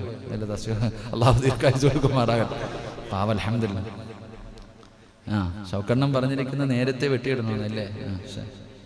എൻ്റെ പ്രിയപ്പെട്ട സഹോദരങ്ങളെ, ഖബർ കുഴിക്കാൻ കൂടണം കേട്ടോ. ഖബർ കുഴിക്കുന്നത് കണ്ടാൽ ഇൻഷാ അല്ലാഹ് ജമാഅത്ത് ഇപ്പം തീരുമാനിച്ചിട്ടുണ്ട് നേരത്തെ കുഴിച്ചിടാൻ, നേരത്തെ ഖബർ കുഴിച്ചിടാൻ. ഖബർ കുഴിക്കുന്ന സമയത്ത് പോയിട്ട് ഒരു മമ്മട്ടി കൊണ്ടെങ്കിലും ഒന്ന് വെട്ടിക്കൂട്. കാരണം ഒരു വീട് വെച്ചു കൊടുക്കുക. ഒരു ഖബറാളികൾക്ക് നീ ഒരു വീട് വെച്ചു കൊടുക്കുക. ആ വീട് വെച്ചു കൊടുക്കുന്നതിന് പകരം അല്ലാഹ് എവിടെ വീട് തരും? സ്വർഗത്തിൽ വീട് തരും. അപ്പൊ ഇനി മുതൽ ഖബർ കുഴിക്കുമ്പോൾ കൂടുവോ? ഇവിടെ ചെറുപ്പക്കാർ ഒരുപാട് പേര്, ഇവിടെ ചങ്ങായിമാരെ ഇനി പള്ളിപ്പറമ്പിൽ ഇറങ്ങണം ഖബർ വെട്ടാൻ കേട്ടോ. മാരൊക്കെ പഠിപ്പിക്കണം. എല്ലാവരും ഖബർ വെട്ടാൻ അറിയുന്ന ഒരാൾ മതി, പിന്നെ ബാക്കിയൊക്കെ പഠിക്കാൻ. കുഴി വാഴയ്ക്ക് വീട്ടിൽ തെങ്ങിന് പോലും കുഴിയെടുക്കാത്ത ടീമുകളാണ്. എൻ്റെ പ്രിയപ്പെട്ട സഹോദരങ്ങൾ, അള്ളാഹു നമുക്ക് ഈമാൻ തരുമാറാകട്ടെ. ഞാൻ പറഞ്ഞത്, ഖബർ കുഴിക്കുന്ന സമയത്ത് ചിലർക്ക് ഖബർ വെട്ടുമ്പോൾ ഒരു മണം, ഒരു സുഗന്ധം. ചില ആൾക്കാരെ ഖബറടക്കുന്നതിന് വേണ്ടി ഖബർ കുഴിക്കുന്ന സമയത്ത് മണ്ണിന് പോലും സുഗന്ധം. ആരുടെ മണ്ണ്? ആർക്ക് വേണ്ടി ഖബർ കുഴിക്കുമ്പോഴാ? അല്ലാഹുവിന്റെ ഖുർആനിനെ സ്നേഹിച്ചവരുണ്ടല്ലോ, പരിശുദ്ധമായ ഖുർആനിനെ ഹൃദയത്തിൽ ചുമക്കുന്നവരുണ്ടല്ലോ, മക്കളെ ഖുർആൻ അനുസരിച്ച് ജീവിപ്പിക്കുന്നവരുണ്ടല്ലോ, മക്കളെ ഖുർആൻ പഠിപ്പിക്കുന്നവരുണ്ടല്ലോ. എൻ്റെ പ്രിയമുള്ളവരെ, നിങ്ങൾ വിചാരിക്കും ഞാൻ വെറുതെ പറഞ്ഞതാണെന്ന്. ഒരിക്കലുമല്ല. തെളിവ് വേണോ? മഹാനായ നബി മുഹമ്മദ് മുസ്തഫ സല്ലല്ലാഹു അലൈഹി വസല്ലമ തങ്ങളുടെ സഹാബിയാണ് സഅദ് ഇബ്നു മുആദ് റളിയല്ലാഹു തആല അൻഹു. ചെറുപ്പക്കാരനായിരുന്നു. 36ാമത്തെ വയസ്സിലാണ് സഅദ് ഇബ്നു മുആദ് തങ്ങൾ വഫാത്താകുന്നത്. മുസ്ലിമായത് 30ാമത്തെ വയസ്സിൽ. എത്രാമത്തെ വയസ്സിൽ മുസ്ലിമായി? 30. എത്രാമത്തെ വയസ്സിൽ മരണപ്പെട്ടു? 36. 6 വർഷമേ മുസ്ലിമായി ജീവിച്ചുള്ളൂ. നമ്മൾ 50-ഉം 60-ഉമായി. അള്ളാഹു കാക്കുമാറാകട്ടെ. 6 വർഷം മുസ്ലിമായി ജീവിച്ച ഈ സഹാബി മരിച്ചപ്പോ അള്ളാന്റെ അർശ് പോലും കുലുങ്ങി എന്ന് ചരിത്രം പറയാ. ഈ 6 കൊല്ലം മുസ്ലിമായി ജീവിച്ച സഹാബി മരിച്ചപ്പോ അള്ളാഹുവിന്റെ അർശ് പോലും കുലുങ്ങിയെന്ന് ചരിത്രം പഠിപ്പിക്കുന്നു. അള്ളാഹു ഈമാൻ തരുമാറാകട്ടെ. അപ്പ അതല്ലേ വിശ്വാസി? 60 കൊല്ലം ജീവിച്ചില്ല, 6 കൊല്ലം ജീവിച്ച ഈ 36 വയസ്സുകാരനായി സഹാബി, 36 38 വയസ്സ് ഓർമ്മയില്ല, 6 കൊല്ലമേ ജീവിച്ചുള്ളൂ ചരിത്രം പറയുന്നു. 6 അല്ലെങ്കിൽ 8 വയസ്സ്. ഈ ചുരുങ്ങിയ കാലം ജീവിച്ച ഈ സഹാബി മരിച്ചപ്പോ അള്ളാന്റെ അർശ് പോലും കുലുങ്ങി. ചരിത്രം പറയുകയാ, ഈ സഹാബിയുടെ മയ്യത്ത് കാണാൻ പോയവർക്ക് കൊതി തോന്നി. കാരണം മുഖത്ത് പ്രകാശം വല്ലാത്ത പുഞ്ചിരിയായിരുന്നു. സഅദ് ഇബ്നു മുആദ് റളിയല്ലാഹു തആല അൻഹു ആ സ്വഹാബി മരിച്ചപ്പോഴാണ് അല്ലാഹുവിന്റെ അർശ് കുലുങ്ങിയത്. പടച്ചവനെ, മലക്കുകൾക്ക് പോലും സങ്കടമായത്. പടച്ചവനെ, പ്രവാചകൻ പറയുകയാണ്, എന്റെ പ്രിയമുള്ളവരെ, ആ സ്വഹാബിയുടെ മുഖത്ത് വല്ലാത്ത പ്രകാശമായിരുന്നു, വല്ലാത്ത പുഞ്ചിരിയായിരുന്നു. അല്ലാഹുവേ, മലക്കുകളാണ് ജനാസ ചുമന്നത്, മലക്കുകളാണ് ജനാസ ചുമന്നത്. അല്ലാഹുവിന്റെ പ്രവാചകൻ സല്ലല്ലാഹു അലൈഹി വസല്ലമ തങ്ങൾ തള്ളവരള കുത്തികെട്ടാണ് നടക്കുന്നത്, തള്ളവരള കുത്തികെട്ടാണ് മുത്തുനബി നടന്നത്. ഖബറടക്കാൻ നിൽക്കുമ്പോ പ്രവാചകന്റെ മുട്ട്, അതാ പ്രവാചകൻ തള്ളവരള കുത്തികെട്ട് നിൽക്കുകയാണ്. അല്ലാഹുവിന്റെ റസൂലിനോട് അതാ ഖബറടക്കി കഴിഞ്ഞപ്പോ സഹാബത്ത് ചോദിക്കുന്നു, നബിയേ, യാ റസൂലല്ലാഹ്, അല്ലാഹുവിന്റെ പ്രവാചകരെ, എന്തേ നബിയേ തള്ളവിരൽ കുത്തിയിട്ട് നിന്നത്? സഹാബാ, സ്ഥലമില്ല സഹാബ, കാല് കുത്താ സ്ഥലമില്ല സഹാബ. ആകാശ ലോകത്ത് നിന്ന് 70,000 മലക്കുകൾ ഇറങ്ങി വന്നു, 70,000 മലക്കുകൾ ഇറങ്ങി വന്നു. എനിക്ക് കാല് കുത്താൻ പോലും സ്ഥലമില്ല, എന്റെ തള്ളവിരൽ കുത്തിയിട്ട് നിന്നതാണ് സഹാബ. 70,000 മലക്കുകൾ. ഇതിനെക്കാലം നിനക്കെന്ത് പ്രതിഫലമാ? ഈ സ്വഹാബിക്ക് കിട്ടിയ പ്രതിഫലമാണ്. എന്റെ പ്രിയമുള്ളവരെ, ചരിത്രം പറയുകയാണ്, ഖബർ കുഴിക്കുന്ന മനുഷ്യനുണ്ടല്ലോ, ഖബർ കുഴിക്കുമ്പോ മണ്ണിന് വല്ലാത്ത സുഗന്ധമാ, മണ്ണിന് വല്ലാത്ത സുഗന്ധമാ. പടച്ചവനെ, ഖബറിന്റെ അവസാനം പണികടിഞ്ഞപ്പോ ഖബറിന്റെ അടിയിൽ നിന്ന് ഒരു പിടി മണ്ണ് വാരുകയാണ്. ഖബറിന്റെ അകത്ത് നിന്ന് അവസാനം ആരും കാണാതെ ഒരു പിടി മണ്ണ് വാരി തന്റെ മടിയിൽ വെക്കുകയാണ്, തന്റെ മടിയിൽ വെക്കുകയാണ്. ഖബറൊക്കെ അടക്കി തന്റെ വീട്ടിലേക്ക് കടന്നു ചെന്നു. ഈ മനുഷ്യൻ വീട്ടിൽ ചെന്ന് നോക്കുമ്പോ വീടിന്റെ അകത്ത് വല്ലാത്ത പരിമളമോ, വീടിന്റെ അകത്ത് വല്ലാത്ത സുഗന്ധമാ. ഈ മനുഷ്യൻ അവിടെ നിന്ന് നോക്കുകയാണ്, എവിടെ നിന്നാ പടച്ചവര് ഈ സുഗന്ധം അടിക്കുന്നത്? എവിടെ നിന്നാണ്? അല്ലാഹുവേ, നോക്കുമ്പോ സഅദ് ഇബ്നു മുആദ് റളിയല്ലാഹു തആല അൻഹുവിന്റെ ഖബറിന്റെ അകത്ത് നിന്ന് വാരിയ മണ്ണിലാ പടച്ചവനെ വല്ലാത്ത സുഗന്ധമായിരുന്നു. അവിടുന്ന് ചരിത്രം പറയുകയാണ്, ആ മനുഷ്യൻ അവിടുന്ന് സ്വപ്നം കാണുകയാ. സഅദ് ഇബ്നു മുആദ് റളിയല്ലാഹു തആല അൻഹുവിനെ സ്വപ്നം കാണുകയാണ്. അവിടുന്ന് ചോദിക്കുന്നു, സഅദേ, ഖബർ കുടിച്ച മനുഷ്യനുണ്ടല്ലോ, അവിടുന്ന് സ്വപ്നത്തിൽ കണ്ടപ്പോ അവിടുന്ന് ചോദിക്കുന്നു, സഅദേ, നീ മരിച്ചപ്പോൾ അല്ലാഹുവിന്റെ അർശ് പോലും കുലുങ്ങിയല്ലോ, എല്ലാവരും കരഞ്ഞപ്പോ നിന്റെ മുഖത്ത് പുഞ്ചിരിയായിരുന്നല്ലോ, നിന്റെ ജനാസ ചുമന്നല്ല മലക്കുകളായിരുന്നല്ലോ, 70,000 മലക്കുകൾ നിന്റെ ജനാസ ഖബറടക്കാൻ കടന്നു വന്നല്ലോ. ഖബർ കുടിച്ചപ്പം മണ്ണിന് പോലും സുഗന്ധമാ, ഖബറിലെ മണ്ണിന് പോലും സുഗന്ധമാ. എങ്ങനെ കിട്ടി മുആദ്? എങ്ങനെയാണ് നിനക്ക് ഈ പ്രതിഫലം കിട്ടിയത്? മഹാനായ സഅദ് ഇബ്നു മുആദ് റളിയല്ലാഹു തആല അൻഹു പറഞ്ഞ മറുപടി എന്തെന്നറിയോ? ഞാൻ ഓതിയ ഖുർആനിന്റെയും ഞാൻ പിടിച്ച സുന്നത്ത് നോമ്പിന്റെയും പ്രതിഫലമാ, ഞാൻ ഖുർആൻ ഓതിയതിന് പടച്ച റബ്ബെനിക്ക് തന്ന പ്രതിഫലമാ. ഈ ചരിത്രം നമുക്ക് മറക്കാൻ കഴിയുമോ? ഈ ചരിത്രമാണ് തെളിവ്. എന്റെ പ്രിയമുള്ളവരെ, ഇന്ന് ഈ സദസ്സിലിരുന്നു കൊണ്ട് ഉസ്താദേ ഓർമ്മ വെച്ച കാലം ഓർമ്മയുള്ള കാലത്തോളം മരിക്കുന്ന കാലം വരെ ഞാൻ ഖുർആനിനെ ഇഷ്ടപ്പെടുന്നവനാണ്, ഖുർആനിനെ സ്നേഹിക്കുന്നവനാണ്, ഖുർആനിനെ ആദരിക്കുന്നവനാണ്, ഖുർആൻ ഓതുന്നവനാണ്, ഖുർആൻ പഠിപ്പിക്കുന്നവനാണ് എന്ന് തീരുമാനമെടുത്ത നിങ്ങൾക്ക് അല്ലാഹു തരുന്ന പ്രതിഫലമാ. അതുകൊണ്ട് എന്റെ പ്രിയപ്പെട്ടവരോട് പറയുകയാ, ഖുർആനിന്റെ അഹ്ലുകാരിൽപ്പെട്ടോ. പഠിച്ചവർക്ക് 40 പേര് സ്വർഗത്തിൽ കൊണ്ടുപോകാൻ അവസരം കിട്ടുമ്പോ എന്റെ പ്രിയപ്പെട്ട ഉപ്പാ, ഒരാളെയെങ്കിലും നിനക്ക് കൊണ്ടുപോകണ്ടേ? നിനക്കൊരാളെയെങ്കിലും കൊണ്ടുപോകാൻ അവസരം അല്ലാഹു തരുമെന്ന് ചരിത്രം പറയുമ്പോ വീടിന്റെ അലമാരിക്കകത്തിരുന്ന് പൊടിയടിക്കാനുള്ളതല്ല ഖുർആൻ. കുടുംബത്തിൽ ആരെങ്കിലും മരിക്കുന്ന സമയത്ത് മാത്രം എടുക്കാനുള്ളതല്ല ഖുർആൻ.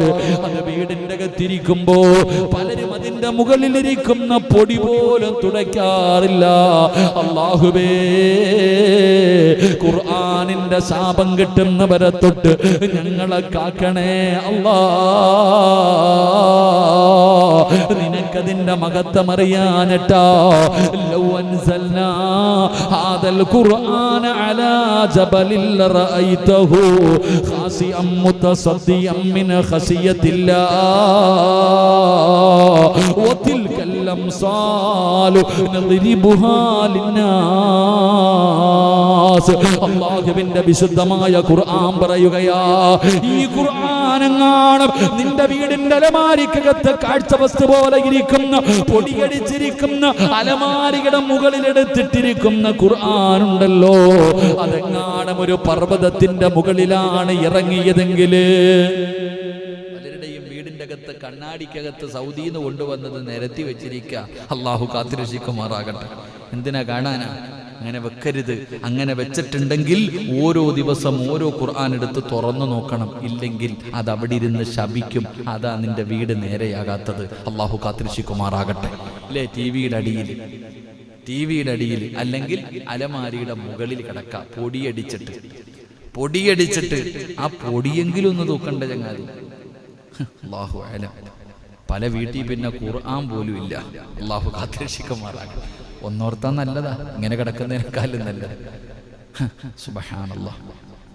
പള്ളികളിലൊക്കെ ഖുർആൻ അലമാരിക്കകത്ത് വെച്ചതാ. ഇനി റമളാൻ എത്തണം, 27-ാം രാവ് ഒന്ന് എടുക്കണമെങ്കിൽ. അല്ലാഹു അലം. അല്ലാഹു കാത്തിരക്ഷിക്കുമാറാകട്ടെ. എൻ്റെ പ്രിയമുള്ള സഹോദരങ്ങളെ, പരിശുദ്ധമായ ഖുർആൻ, ആ ഖുർആൻ വീടിൻ്റെ അകത്തിരുന്ന് ശപിച്ചുകൊണ്ടിരിക്കും നമ്മളെ. അത് തുറക്കണം, അത് വൃത്തിയാക്കണം, അതിനെ സൂക്ഷിക്കണം, ആദരിക്കണം, ബഹുമാനിക്കണം. അള്ളാന്റെ ഖുർആൻ ഒരു പർവ്വതത്തിൻ്റെ മുകളിലാണ് ഇറങ്ങിയതെങ്കിൽ പേടിച്ചിട്ട് ആ പർവ്വതം പോലും തൂളികളായി പോകുമായിരുന്നു എന്ന് ഖുർആൻ പറയുന്നു. നമുക്ക് ഒന്നുമില്ല, അതിനെ നൽകേണ്ട പരിഗണനയും നൽകുന്നില്ല. ഇങ്ങനെ കൊണ്ട് നടക്കാം. അള്ളാഹു കാത്തിരക്ഷിക്കുമാറാകട്ടെ. അള്ളാഹു കാത്തിരക്ഷിക്കുമാറാകട്ടെ. അതുകൊണ്ട് എൻ്റെ പ്രിയമുള്ള സഹോദരങ്ങളെ, ഖുർആനിനെ ഇഷ്ടപ്പെട്ട് സ്നേഹിക്ക്, പഠിപ്പിക്ക്. ഒരാളെങ്കിലും ഖുർആനിൻ്റെ അഹ്ലുകാരിൽ പെടുത്ത് അള്ളാഹു നമുക്ക് ഭാഗ്യം നൽകി അനുഗ്രഹിക്കുമാറാകട്ടെ. ഇൻഷാ അല്ലാഹ് നമ്മുടെ കുടുംബ പരമ്പരകളിലെങ്കിലും നിങ്ങളുടെ മക്കൾ അല്ലെങ്കിൽ മക്കളുടെ മക്കൾ, കൊച്ചുമക്കൾ ആരെയെങ്കിലും ഇൻഷാ അല്ലാഹ് പഠിപ്പിക്കണം. അള്ളാഹു ഭാഗ്യം തരുമാറാകട്ടെ. ഇൻഷാ അല്ലാഹ്. അൽഹംദുലില്ലാഹ്. അതാണ് ഉപ്പ. ഇതിനേക്കാളും വേറെ ഒന്നുമില്ല. ഒരു ഖുർആൻ പഠിക്കുന്നൊരു മകൻ നമ്മുടെ വീട്ടിലുണ്ടെങ്കിൽ അതിനേക്കാളും വേറെ ഒന്നുമില്ല. വലിയ ഭാഗ്യമാണ് അല്ലാഹ് തരുന്നത്. അള്ളാഹു നമ്മുടെ മക്കളെ ഹാഫിളീങ്ങളും ആലിമീങ്ങളും ആക്കി തരുമാറാകട്ടെ.